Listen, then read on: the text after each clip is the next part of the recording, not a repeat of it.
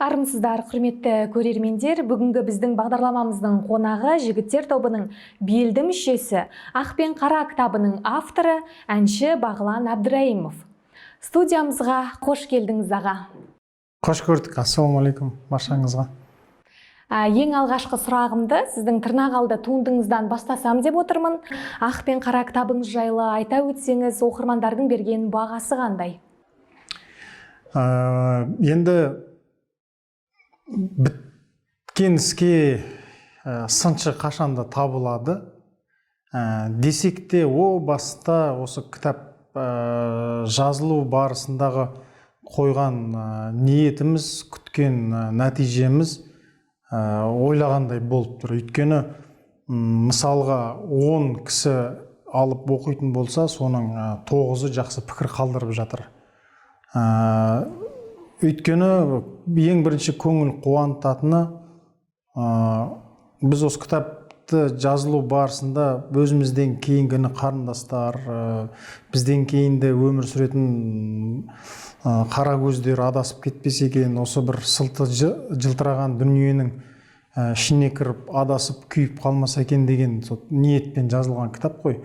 Дәл сол сияқты ниетімізге жетіп жатырмыз. Оқып отырып, бәке, мен де букмекер ойнап жүредім, қазір қойдым, немесе жаңағыдай құлшылығымды үзіп қойып едім, қайттан қалпына келді, немесе басқа да көкейімде жүрген сұрақтар бар еді, соған жауап таптым деген сияқты көптеген жақсы пікірлер келіп жатыр. Соған қарағанда ойлаймын, енді өнердегі аға бауырларымды қалжыңдайды. Жақында Мейрамбек Бесбаев ағамызда, кстати, Багисейін кітаптарың хит болып жатыр деп, енді әннің тілімен айтып жатыр ғой. Сол сияқты қазіргі уақытта сол бір хит болып тұрған сыңайлы. Сұхбатыңыздың бірінде оқырмандарымнан дайректке жиі хаттар келеді деген едіңіз. Құмар ойыннан шыға алмай жүрген жандар сұрақтың жауабын кітаптан таба алды ма? Қазір кітап жазып, сол кітаптың айналасында кәсібімізді жасап, осы кітаптың айналасында тіршілік жасап жүргендіктен тағы да түсіне бастадым. Яғни мен жеке өз басында алып қарайтын болсам, мені кітап жазуыма, немесе бір азғантай берілген сынаққа төтеп беруіме, бір тығырықтан шығатын жол табуыма маған бірден бір негізі ұстаздық еткен ол кітап. Соны енді мен өзімнің сол оқырмандарыма бұрын енді әнге қол соғып, жылтыр костюммен сахнада көріп жүрген, Бағланға жанкүйер болып жүрген барлық сол аудиторияма, өзімнің жанкүйерлеріме көбінесе кітап оқыса деген үндеу тастап жүрмін. Өйткені мен сол осындай бір қиын сәтте бір кітап арқылы өзімді тапқан азаматпын. Енді мен мысалы үнемі былайынан түсіндіріп берем, егерде адамда қандай да бір проблема болатын болса, сынақ деп алайық, яғни ол қарызға кіріп кетті, немесе банкротқа түсіп қалды деп айтайық, немесе жолы болмай жатыр, немесе бір бастық бола алмай жатыр, немесе бір өзінің қалаған жұмысына тұра алмайды. Неше түрлі проблемалар көп қой. Яғни әр адамның басында қандай проблема бар, сол проблемаға байланысты білім алатын болса, ол міндетті түрде жол тауып болады. Енді мысалға ағып жатқан судың мақсаты ағу ғой. Енді ағып жатқан судың алдына сіз бөгет болып, мынандай бір бөгет қойып қойсаңыз, цементтен құйып қоясыз ба, немесе тас қойып қоясыз ба, темір қойып қоясыз ба, судың мақсаты оны тесу емес, ағу ғой. Яғни ол келеді, арнасы толғаннан кейін ол ары қарай ағып кете береді. Дәл сол сияқты проблема болған кезде, проблема деген ол адамды сындыру, немесе бір жерге тығыз беру емес, проблема негізгі басқа келген сынақ, немесе проблема ол бізге беріліп жатқан сабақ негізі. Өйткені бір нәрсе, бір шаруаны шешсең, бір қиыншылықтан өтсең, міндетті түрде ар жағында жақсылықтар бар. Яғни адам өзі бір биікке шығу үшін міндетті түрде оның алдында бір кедергі болу керек. Яғни сол кедергіні жеңгеннен кейін ол келесі баспалдаққа шыға алады деген сияқты. Осындай түсініктерді мен қазір түсіндіргім келеді. Өйткені Сұлтанмахмұт Торайғыровтың сөзі бар ғой, жақсылық көрсем өзімнен, жамандық көрсем өзімнен, тағдыр қылды деулерді шығарамын сөзімнен дейді. Өзім қылдым деулерді таса қылма көзімнен дейді. яғни біздің басымызға келген нәрселердің барлығына біз өкіметті немесе тағдырды, өмірді, сол сияқты біз Құдайды кінәлауға болмайды екен. Яғни айналып келгенде біздің қасиетті Құран кәрімде де айтады екен, әрбіріңнің басыңа келген сынақ екі қолды жасаған әрекеттерінің нәтижесі деп. Сондықтан біздің таңдау өз еркімізде. Біз жақсылық қабылдаймыз ба, жамандық қабылдаймыз ба, немесе біреуге жақсылық таратамыз ба, немесе жамандық таратамыз ба. Сол сияқты осы нәрсені мен қазір көбінесе насихаттағым келеді, насихаттап та жүрмін. Баға менде осындай бір батып кеттім, жол таппай жатырмын деушілер де көп. Олармен шамамен келсе кездесіп те, сосын кейін ақырындап сабақ та беріп, өйткені мен енді бұл ақпараттардың барлығын мен ауадан алып, немесе бір көктен алып, бір ерекшелігім жоқ. Мен жай ғана өзімде қазір бұл тұрғыда мен өзімді эксперимент санаймын. Өйткені оның ішіндегі жарасын мен түсінемін. Өйткені ол жара менде де болған. Сондықтан өзіммен кездескісі келетіндердің барлығымен әңгімелессем, әңгімем жарасады. Әңгімелескеннен кейін барып, ол дұрыс не бұрыс екенін анықтап, аңғарып, өзінің жолын тауып алады. Яғни адасып, сол бір болото деп айтады. Сол болотаға кірген кезде адамның өзінің ми кеңістігі қаншалықты жұмыс істейтін болса, соның бірақ бағытта ғана жұмыс істейді. Қай жерден ақша алам, қарызымнан қалай құтылам, тағы да ұтсам. Одан кейін ары қарай уже себептер кете береді. Алдайды, ұрлық жасайды, өтірікші болады. Ең сорақысы сол жаңағындай қашып кетеді, суицидке барып жатады. Сол сияқты, сол сәл ғана сол жабылып қалған миды кішкене бит басып жіберсең, ары қарай адам өздерін тауып болады. Жалпы бұл да енді бір қазір өзінше бір қызық тақырып. Маған да ұнайды, шыны керек, өйткені біреулер кәдімгідей көзі ашылып, өзінің жолын тауып алып, рахмет бәке деп кеткен кезде ата-аналардың берген алғыстары бар. Кәдімгідей енді болса да жақсы сөз жан семіртеді. Негізгі адам болғаннан кейін біздің өмірдегі негізгі ұлы миссиямызға жету үшін қарапайым нәрсе адамнан рахмет деген сөз есту, алғыс алу. Туынды оқырмандарға жол тартқан соң казиноның басшылары ішкі кухнямызды сыртқа жарияладың деп наразы болмады ма? Таяқтың екі ұшы бар, бәлкім менің тарапымнан да бәлкім мен сол кісілерге жарнама жасап жатқан шығармын. Бәлкім олар кісілер солай қабылдап жатқан шығар. Неге ол кісілер олай қабылдайды? Өйткені менде бұл кітапты жазар кезде менде сенім мықты болды, әлде де сенім мықты. Өйткені мен ең бірінші Аллаға тәуекел еттім, сөйттім де осы кітапты жаздым.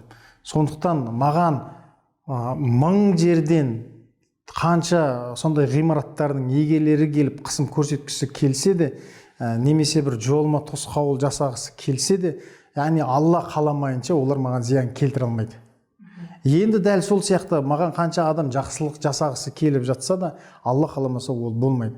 Сондықтан о баста мен тағы да үнемі айтам, қазір көп кездесулерде болып жүрмін. Яғни кез келген әрекетіңе, мысалға қазір біз сізбенен сұхбат құрып отырмыз, осы сұхбат шықса, ертең эфирге шығатын болса, бұл біздің сұхбаттан біздің әрекетімізге сол Алла разы бола ма деген сұрақ қойсақ, мысалға, біздің жан дүниеміз иә деп жауап береді. Рас қой, қазір өзекті мәселелерді мысалы талқылап, бұны көрермендер көріп отқан кезде осы жерден мына тұста мынандай болу керек ғой, иә мен осы жерден дұрыс ақпарат алып алдым деген сияқты өзіне адам пайдалы нәрсе ала алатын болса, яғни сізбенен біз отырып ел жұртқа пайдалы дүние бере алатын болсақ, онда Алла разы болады деген жаңағы бастапқы ниетіміз шығады. Дәл сол сияқты бұл кітаптың да бастапқы ниеті солай болғандықтан ешқандай кедергілер ештеңе болып жатқан жоқ. Көптеген жастар тура жолдан адасып жүр. Сол жандарды құмар ойыннан қалай шығарып алуға болады? Құмар ойын ғана емес қой, құмарға ол ішімдік те кіреді, темекі тарту да кіреді, сосын кейін не кіреді тағы да, карта ойнау да кіреді. Жігіттер болатын болса, қызбен жүреді, ол жүргіш жігіттер бар, жүргіш қыздар бар, оның барлығы айналып келген кезде құмарлық. Енді құмарлық бұл қайдан болады десек, бұл анау біздің қазақ айтады, отан отбасыдан басталады дейді. Одан кейін тағы да айтады, ұяда не көрсең, ұшқанда соны ілесің деп. Яғни біз бала кезімізден бастап үйімізде дұрыс махаббатқа бөлене алмасақ, толыққанды бір өзімізді бала сезініп, толыққанды өзімізді қыз сезініп, бір мейіріммен сусындап өсіп өнетін болсақ, негізінде біз ондай әрекеттерге бармайды екенбіз. Яғни біздің бала кезіміздегі кеудеміз толмай қалды ғой ұяда. Сол толмай қалған нәрсені біз анаяқтан тартамыз, мынадан көреміз, дәмін көреміз, бірақ ол өкінішке орай толмайды, бірақ біз соны іздейміз. Енді бұл тұрғыда мен ата-аналарды кінәлап жатқан жоқпын, өйткені перзенттерін бағу үшін, өсіріп өндіру үшін, бүтін киіндіру үшін, түнде ұйқысынан мысалға ажырап жұмысқа кеткендер бар, апталап үй көрмей кеткен қаншама әкелеріміздің жұмыстары бар. Сол кезде бізді сол бұзып жіберген. Ал енді оның негізгі басты себебі біздің сенімсіздігімізден осындай нәрселерге біз тап боламыз. Яғни бірінші жаратқанға сенбейміз, екінші өзіміздің бойымызда күш қуатқа сенбейміз. Сол сенімсіздіктен біз осындай нәрселерге душар болып қаламыз. Бағлан мырза, сіз неден ұттыңыз, неден ұтылдыңыз? Енді бақытты болам десең, өткен шағыңды ұмыт деп айтады. Яғни өткен іс өтті, болды, қалай болғанда да қайталамыз, бірақ өкіне бергеннен ол жерден ешқандай мен пайда көріп тұрған жоқпын. Бізде не істейміз? Мен басында қателік жасап қойдым деп ойлайтын. Сөйтсем, қазір мен өзім ойлаймын, менің қателігім қателік емес. Өйткені мен осы өткен нәрсемнен мен шынымды айтсам үлкен сабақ алдым. Сабақ алу себебі мен үш ұйықтасам түсіме кірмеген кітап жазып шығардым мысалға да.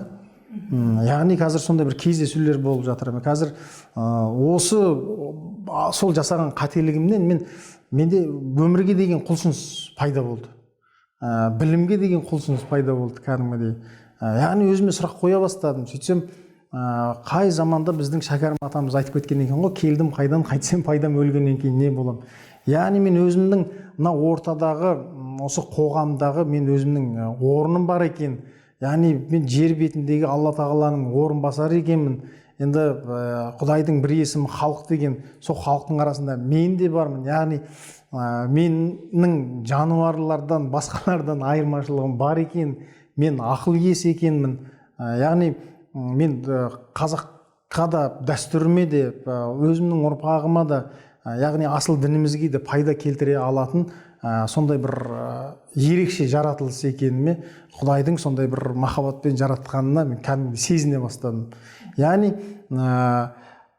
солған барып жаңағыдай сабақ алмасам, сол дөңгелеген тасым сол жерде дөңгелеп, сол батпақта, сол ұйықтың ішінде жата беретін егер сабақ алмасам. Яғни оның қорытындысы, біздің Бауыржан Момышұлы атамыз айтады, қартайған кезде жігіттер төртке бөлінеді. Бірі шал болады, екіншісі қария болады, үшіншісі ақсақал, төртіншісі абыз. Енді өкінішке орай сол азарттың соңында немесе арақтың соңында, есірткінің соңында жүре беретін болсаң, шалдық дәрежеге де жете алмай қаласың. Яғни дәрежең сенің малдан төмен болып қалады екен. Осындай нәрселерді түсіне бастадым, көзім ашыла бастады. Мотивацияны қайдан аласыз? Мотивация дегеніміз енді шабыт қой. Бірде Омар Жәлел ағамызбен әңгімелесіп отырмын, сосын аға, сіздің бүкіл келіп жатқан сұрақтарыңыз бар, өзіңіздің қоятын сұрақтарыңыз бар, соның барлығын жауабын қайдан аласыз десем, жалпы айтқан кезде өзіміз енді емін еркін отырмыз ғой, Кришаңыз кім деген кезде айтады, мен Кришам Абай мәшһүр шәкәрімдер ғой дейді. Сол сияқты шабытты мен де қазақтың мақал мәтелдерінен аламын, шынымды айтсам. Өйткені шәкәрімнің сөзі ғой деймін, боларыңда болып өт, бозжорғадай желіп өт, боларыңды білмесең болған ердің қосын жек дейді. Өзің адам болған соң қалай кетсең олай кет дейді. Яғни шабыт деген нәрсені ортадан алуға да болады. Шабыт деген нәрсені сенің ішіңдегі ойыңа келген арманыңды соны мақсат қойып, соған әрекет жасасаң, көзің жанып жүрсе, түнде жатар кезде осыған бір жетсем екен, шіркін-ай, Құдай-ай деп жаттым, шабыт содан аламын. Өйткені армансыз адам болса да қанатсыз құспен тең. Яғни біздің мына миымыздағы ойлап жүрген арманымыздың барлығы ол қолдан келетін дүниелер екен, жайдан жай біздің ойға келмейді. Осыны бір жүзеге асыру барысында, яғни сол істеп жатқан тірлігіңнің шаруаларыңнан сол бір рахат ала жүріп, шабыт содан ала беруге болады екен. Инстаграм парақшаңызға бұрын соңды болмаған жобаны жауапкершілігіме алдым деп жазыпсыз. Сіздің кітабыңызды алған оқырмандар ұтыс ойынына қатысуға жолдама алады екен. Осы қолға алған жобаңыз жайлы айтып өтсеңіз, арнайы демеушілер кімдер? Бұл жерде демеушілер кәдімгі ең бірінші Құдай, екінші одан кейін өзімнің оқырмандарым. Яғни көпшілігі лотереямен шатастырып жатады. Бірақ шатастырса шатастыра берсін, біреулер лохотрон деп айтады, айтса айта берсін. Қазір оған да үйреніп келе жатырмын, өйткені тағы да көзім жетті. Көкек өзінің атын атап шақырады деген сияқты. Яғни кім қандай пікірде, кімнің аузынан қандай сөз шығады, кімнің қолынан қандай жазу шығады, яғни өзінің деңгейінен өзінің хабар беріп қояды екен. Сол сияқты мен аса бір қиналатын едім, қазір мән бермейтін болдым. Енді осы тұсты мен пайдаланып айта кетейін. Неге мен бұл кітапты әшейін ғана сата бермеймін? Өйткені қазір 21 ғасыр болғандықтан біз бұрын біздің үлкендеріміз Москваға барып оқып келіп жатыр, Казгуге оқуға түседі, мысалы Жетісайдан келіп, немесе Шалқардан келіп, Батыс Қазақстаннан келеді, түрлі оқу орындарына келіп түседі, диплом алып шығады. Яғни белгілі бір мамандықтың иесі болып шығады. Енді қазір 21 ғасырда интернет деген сұмдық дамыған заман ғой қазір. Қазір енді инфобизнес деген мысалға қазір айтқанда мода болып келе жатыр. Дұрыс қой. Яғни сіз қолыңызда телефонмен енді қазақшалап айтайыншы, шариғи түрмен айтқанда, сен қолыңдағы телефонмен не жұмаққа баруыңа болады, не тозаққа баруыңа болады. Ол өзіңнің таңдауың. Яғни енді қазір осы онлайн сабақтың не екенін мен өзімнің аудиторияма түсіндіргім келіп жатыр. Өйткені болашақта мен осыған қадам басып келе жатырмын. Яғни мысалға Қызылорда, Астана, бар түрлі қалаларда менімен кездескісі келіп, осы жаңа ақ пен қара төңірегінде әңгімелескісі келетін кісілер 30-40 мың теңгеге келіп, жол құртып, 2-3 күндік уақытын құртып келгенше 5-ақ мың теңгеге отырып, телефоннан керек мағлұматтарды алып, тікелей сөйлесе алуға негізі мүмкіндік бар ғой. Осыны біз инфобизнес деп айтамыз. Яғни бұны онлайн сабақ деп айтамыз. Енді бірінші кітап сатылып жатса, кітап бүгін оқыса, оқыды, бүгін оқымаса, әйтеуір бір жыл оқиды. Ол міндетті түрде оқиды.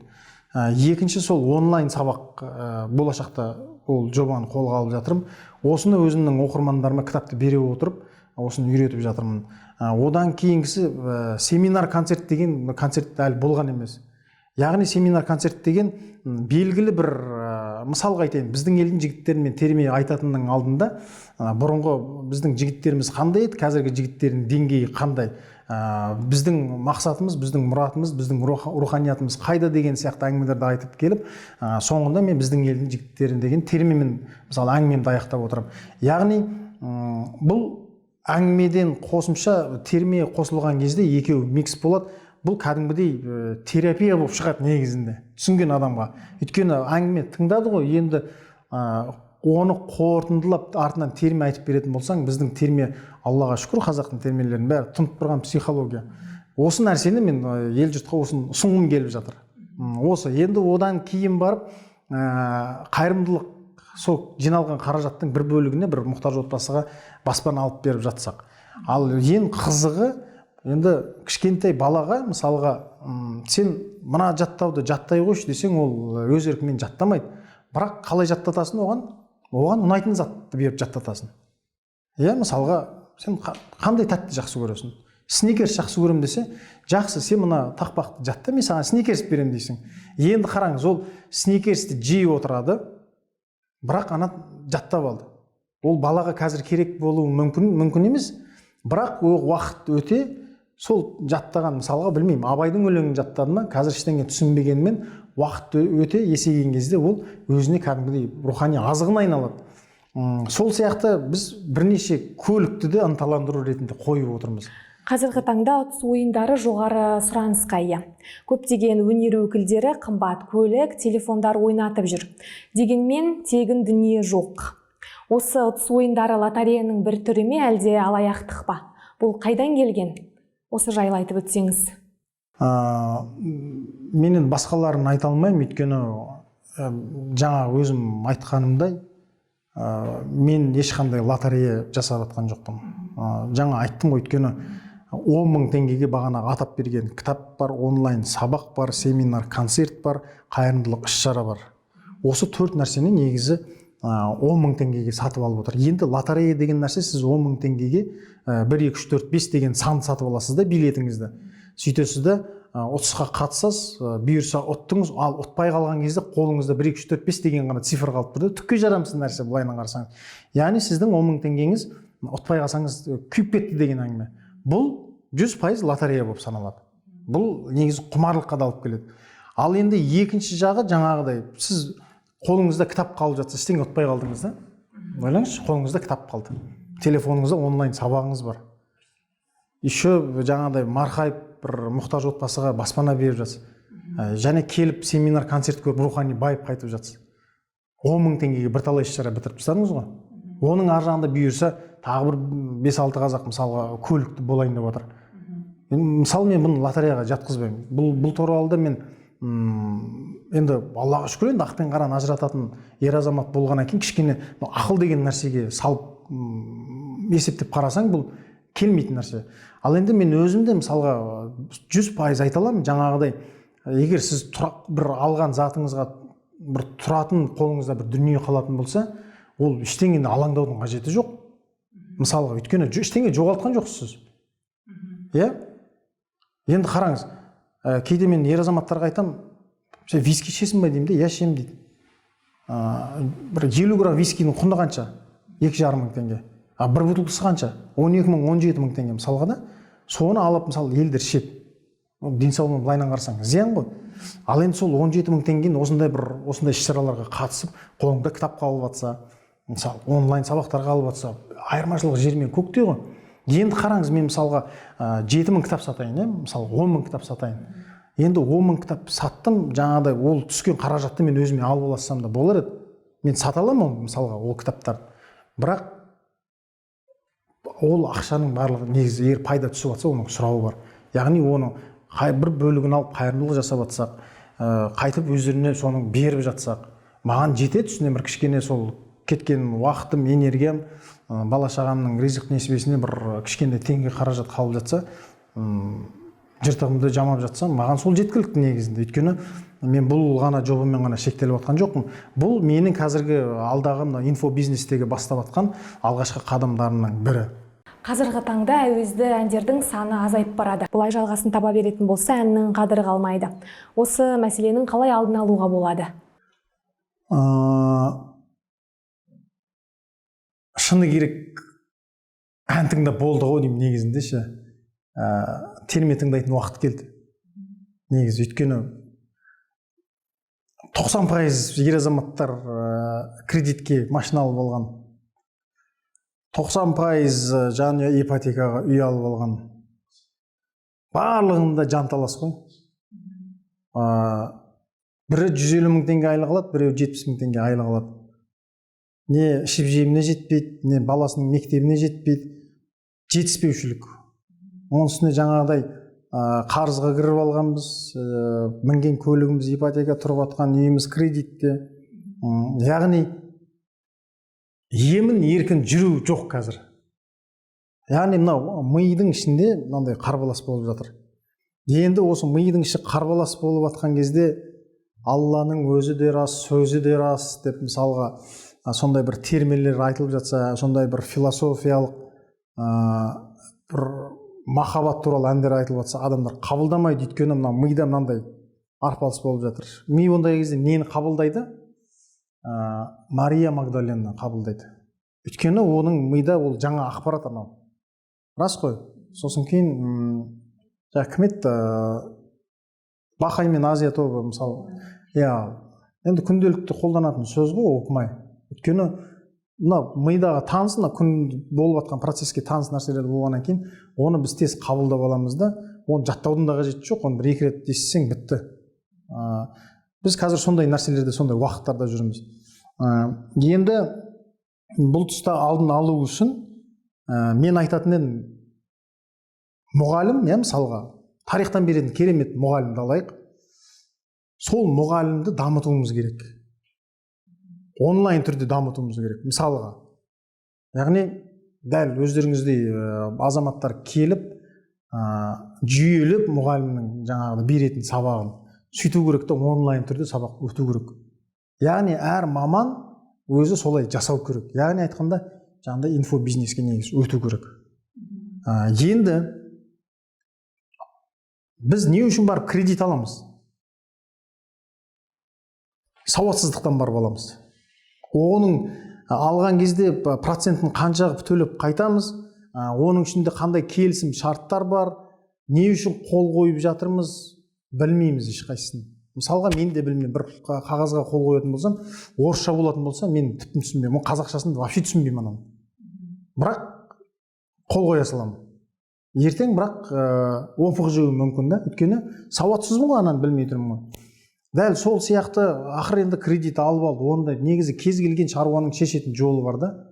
Яғни осы кредит туралы, осы банк саласындағы туралы сауаты бар адам онлайн курс ашу керек. Яғни сізбенен біздің сауатын ашу керек. Енді мысалы сіз журналистсіз ғой. Қазір бір журналисттер көңіліңіз толмайтын шығар, өзіңізден кейінгі жастарға. Немесе тағы да бір журналист болам деп жүрген қаншама жас өспірімдер өсіп келе жатыр. Яғни сізде өзіңізде жүйелі түрде онлайн курсыңызды жасауыңыз керек та, міне деп беру керек. Яғни әр адам өзінің қолынан келетін нәрсемен айналысу керек. Біз неден қателесеміз? Қолдан келмейтін, мойын көтермейтін жауапкершілікті алып аламыз да, сөйтеміз да барып ұрынып, бақытсыз негізінде күй кешіп жүреміз. Жарайды, менің қолымнан мысалға ән айту келеді, ән айтқан мен жақсы көремін, жарайды, осылай сұхбат берген жақсы көремін, қазір енді кітап жазғанын жақсы көріп жүрмін да. Енді мені апарып, банкке апарып қойып қойсыншы мысалға. Таңертең 7-те мен жұмыста болуым керек, кешке 9-ға дейін. Мені бітті, мен сөрді тұншықтырып тастайды мені кәдімгідей.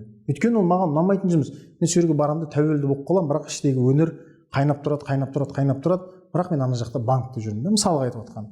Сол сияқты адам сол не нәрсені ұнаттың, қазір Аллаға шүкір 21 ғасыр мүмкіндік деген көп. Әшейін өзіңнің телефоныңды қосса, болмаса өзіңнің білетін ішіне сыймай жүрген өнерің болса, өнеріңді телефонға түсір, ютубқа сал.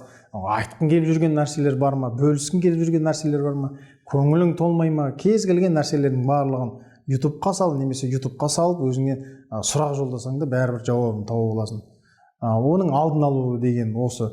Енді осының бәріне ақырын адам келгеннен кейін не істейді? Ояну процесі басталады адамда. Мен 21 жыл мемлекетте жұмыс істеп жүріп, осыны білмеппін ғой деген адамдар бар да. Менің 21 жыл уақытым кетті, мен ештеңе алған жоқпын. Тек сол 70-80 мың теңге айлыққа ғана жұмыс істеп жүріппін дейді да, өзі керемет тамақ пісіретін жігіт та, бірақ сөйтеді де жаңағыдай онлайн тамақ пісіруді үйреніп алады, барады да бір жерге шеф-повар болып тұрады. Шеф-повар болғаннан кейін ана жаңағы асхананың, ресторанның ішкі кухнясын біледі. Енді қолында кузыр бар ғой, алады да жалға бір ресторанды алады да өзінің кәсібін дөңгелетеді.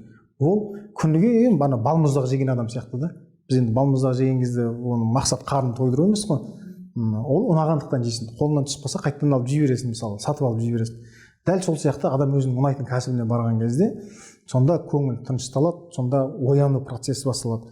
Ал ояну процесі басталған кезде оның ар жағында біз неге келеміз? Абай атамыздың қайтадан сөзіне келіп тірелеміз. Ақылды адамға иман парыз. Яғни айтамыз ғой, мынаған ақыл кіріп қапты, мынау ақыл тоқтатыпты деген сияқты. Оның қазақтан сөз артылмаған. Сол сияқты адам оянғаннан кейін ақылға келеді, ақыл иесі болғаннан кейін түсінеді, одан кейін сол ақырындап имандылыққа келеді. Сосын өзінің өмірлік миссиясын тауып алады. Болашақта шәкірт тәрбиелеу жоспарда бар ма? Жоспарда бар. Жалпы біздің бұл өмірдегі ұтатын дүниеміз ол шәкірт тәрбиелеу екен. Ол сіз болуыңыз да мүмкін, ол көріп отырған көрермендер де болуы мүмкін. Әрбір адам бір адамды дұрыс өмір сүруге тәрбиелей алса, онда біздің осы өмірдегі ұтқанымыз болып есептелінеді екен. Сондықтан шәкірт тәрбиелегенде мен сахнаға шығып тек ән айтуды емес, жалпы қазір ортам өзгеріп, қазіргі қасымдағы жігіттердің барлығы көпшілігі осы ізденіс саласында, әртүрлі маман иелері, білім саласында ізденісте жүрген, осы қазаққа қандай да бір пайдамды тигізсем деген азаматтар, сол азаматтардың басын қосып үлкен бір өнім шығарып, сол өнімді осы өзіміздің оқырмандарға, сол жанкүйерлеріме ұсынсам деген ой бар. Қазіргі таңда қазақ оратор клубы деген ашқанбыз. Үшінші топқа сабақ беріп үлгердік. Алдағы уақытта тағы да 10-12 қыз жігіттер жинап сондай сабақ береміз. Яғни бізді қазіргі бірінші үйретіп жатқанымыз ортаға шығып еркін сөйлеу, өзінің ойын толық жеткізе алу, сосын кейін көпшіліктің алдына шыққан кезде тізесі дірілдемейтіндей, ойын ашық жеткізіп көпшілікті басқара алатындай сондай бір сөйлеу шеберінен сондай курс ашқанбыз. Қазіргі таңда соны өтіп жатырмыз. Енді алдағы уақытта көп біз неден қателесеміз? Жоспар құрмағандықтан қателесеміз. Енді жоспарымыз болған, жоспар не үшін болмайды? Мақсат болмағаннан кейін жоспар болмайды. Сондықтан тек әркімнің айтқанымен жетегімен жүре береміз да, дастархан мен дәретхананың арасында ғана қалып кетіп, өтіп кетіп жатыр күндеріміз. Сол сияқты жоспар құру, мақсат құру, енді кез келген адам ақша тапқысы келеді, кез келген адам жақсы өмір сүргісі келеді, бала шағасына дұрыс тәрбие бергісі келеді, жақсы жерде оқытқысы келеді, шетелге барғысы келеді деген сияқты. Осының барлығына жету мүмкін екенін үйреткіміз келеді. Өйткені адам баласының қолынан келмейтін іс-шара жоқ. Біздің Құдай тағала бізге ешқандай шектеу бермеген. Өзің қалай ізденесің, қалай әрекетің жасайсың, тек берекетін сол Алла ғана беріп отырады. Яғни ары қарай кәсіп жасағысы келетін болса, кәсіп жасап жүргендер болатын болса, осындай жандардың барлығына бағыт бағдар беретін кәдімгідей айналамда ұстаздар бар. Сол ұстаздардың басын қосып үлкен бір өнім дайындап жатырмыз. Енді Құдай қаласа мыңдаған, мүмкін миллиондаған шәкірт тәрбиелейміз деген үлкен бір жоспарым бар. Отбасымның сақталып қалғаны жарымның сабырлығынан деген едіңіз. Сіз мамандық пен жар таңдаудан қателеспеген бақытты жансыз. Жар таңдауда нені ескеру қажет? Енді қазақтан сөз артылмаған ғой, енді қатын алсаң қайын ал дейді. Яғни қайын деген сөзіміз оның тектілігі жатыр. Ол жерде ол қайын жұрттың әулеттің үлкендігі жатыр. Осының барлығын ескере отырып, ең бірінші ата-ананың алғысымен біз отбасы құрдық. Өйткені махаббат деген нәрсе, қыз жігітпен махаббатты мен көргем. 5 жыл қол ұстасып жүріп, 10 жыл қол ұстасып жүріп, 1 жыл өмір сүрмеген мен жас жұбайларды білемін. Махаббаттарын бәрі күлі көкке ұшып кетіп жатты. Яғни бұл жерде ата-ананың разылығы дұрыс емес, немесе жаңағыдай тең-теңмен, тезек қабымен деген заңдылықтарды сақтамаған, осындай қателіктерге бой алдырып, 1000 жерден 2 жас махаббат болатын болса да бәрібір баянды болмайды. Өйткені тағы да қазақ айтады, күйеу 100 жылдық, құда 1000 жылдық дейді. Яғни сен қандай әулеттен қыз алып жатсың, ол қыз қандай әулетке тұрмысқа шығып жатыр.